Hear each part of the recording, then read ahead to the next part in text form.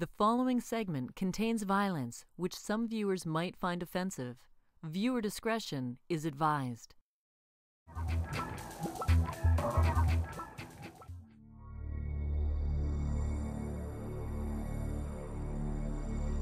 Carolyn Connolly had struggled with abuse her entire life.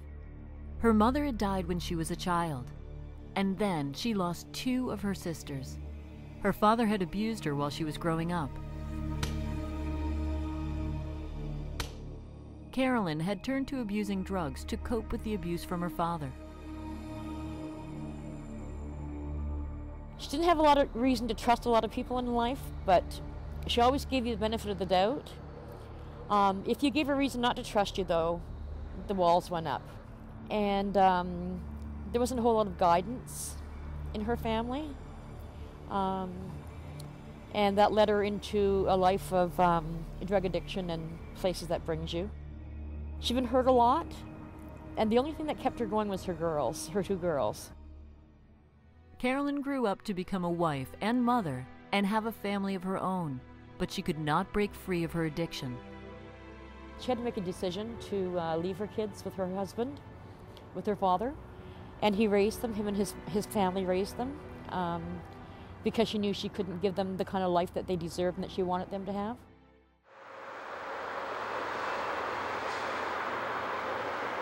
Carolyn's drug addiction led her down the wrong path, and she ended up spending some time in prison.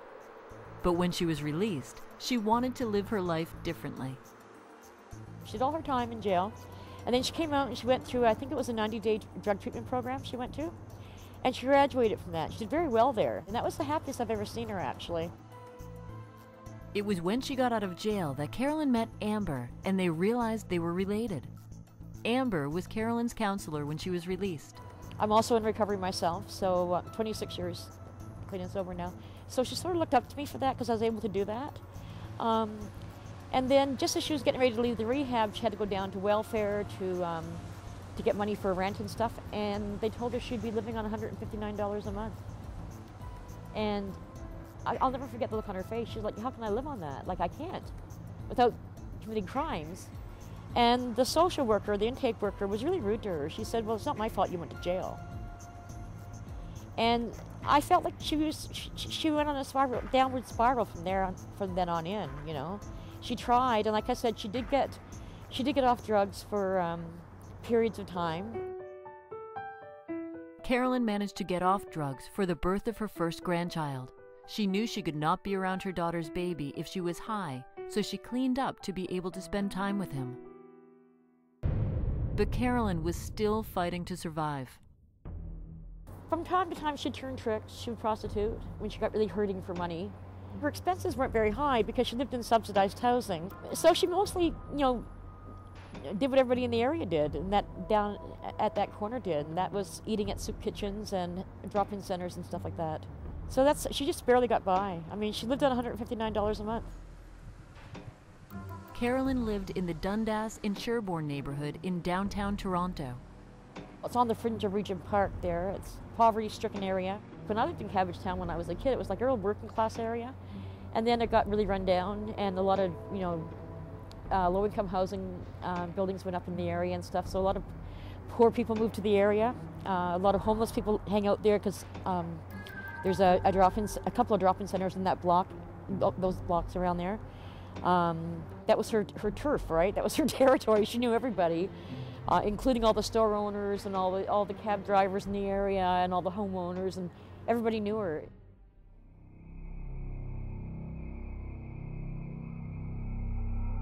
On Saturday morning, August 2nd, 2008, a woman is walking her dog along the laneway that runs off Seton Street near Shooter Street. She discovers a body lying in the laneway. The woman does not have her cell phone with her. She runs home to call the police. I do the website for the last 15 years on Canada's Missing and Murdered Aboriginal Women. I've been doing that for like 15 years now. And it's ironic because when she first got out of jail, she came to my house and she saw the website and she was just appalled that there were so many cases. And there's over 650 now on my website. And so I get the police reports from across the country. Anytime anything happens from the police in major cities, I hear about it. I get an email, right? And so I saw that a woman's body was found down at Sherwood and Shooter Street. And my first thought was, oh my God, I wonder if I know her, because I know so many of the women down there, just from living in the area, right? Never thought, never, ever thought it would be her, never.